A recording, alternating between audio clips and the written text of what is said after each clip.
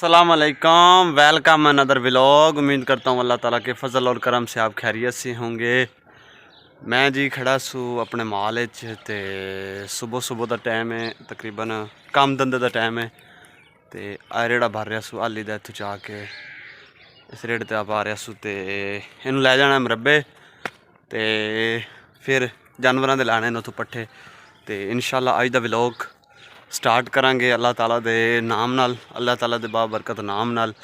ते ये बिल्कुल आ साड़ा हाथा खड़ा है जानवरों वास्ते बनाया हुआ। तो ये बिल्कुल कहते हैं कि फस्ट क्लास है जानवरों लई। ते वालिद दा ही पेशा है जानवरों दा, खेती बाड़ी।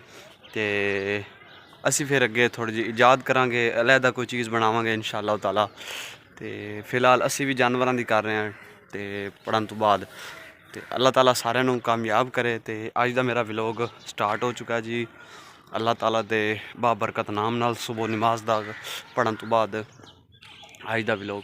A few moments later. अस्सलाम वालेकुम, बाकायदा व्लॉग का आगाज़ दोबारा स्टार्ट करते हैं।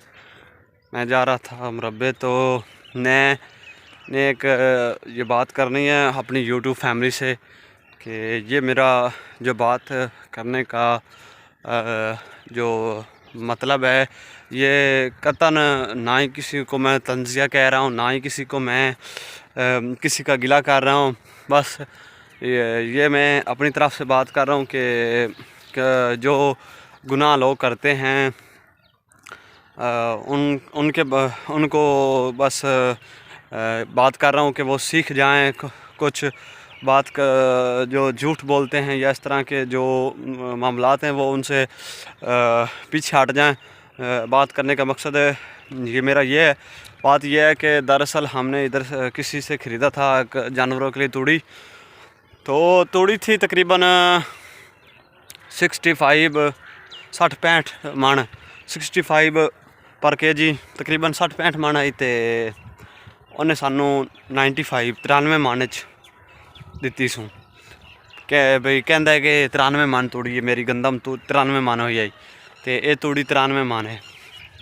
तो तकरीबन जोड़ा उन्हें मर जाना है भी 25 मन का 23 मन का झूठ का वो अल्लाह ताला देख रहा है। तो मैं नहीं खरीदी, मेरे नाल 3-4 घर होर भी खरीदी है। तकरीबन चार घर मिल के तो एक दाड़ पूरी खरीद ली है। दाड़ कहते ने भी एक जगह तो पिया ना काफ़ी बो तो दाड़ कहते हैं, असो खरीद लीए सारी।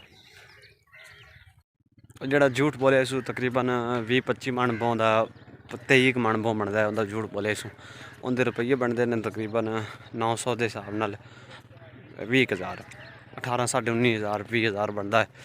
तो उस बंदे अल्लाह ताला नूं जान नहीं देनी।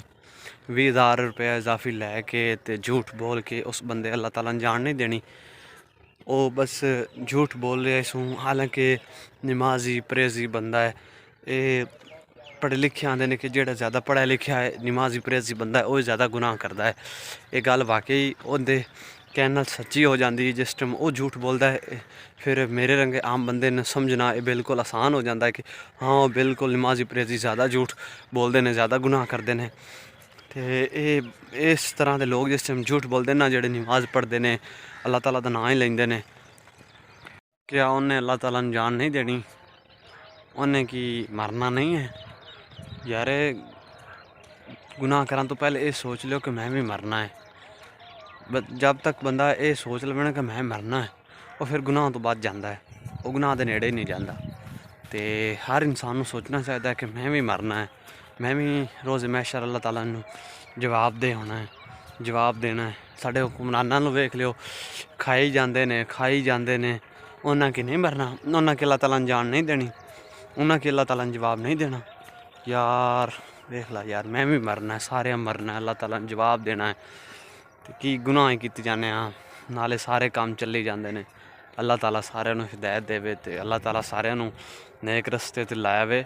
तो मेरी वीडियो अज दी ये लोगों वास्ते एक नसीहत है।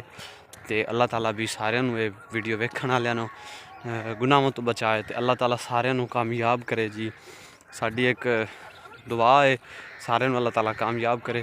तो अगर मेरी ये वीडियो आपको पसंद आई है ਉਹ ਦੱਸ ਰਹੀ ਹੈ ਤੁਹਾਨੂੰ ਕਿ ਇਹ ਵੀਡੀਓ ਨੂੰ ਲਾਈਕ ਔਰ ਸਬਸਕ੍ਰਾਈਬ ਲਾਜ਼ਮੀ ਇਸ ਚੈਨਲ ਨੂੰ ਕਰਿਆ ਜੀ। ਜੀ ਅਸਲਾਮ ਵਾਲੇਕੁਮ।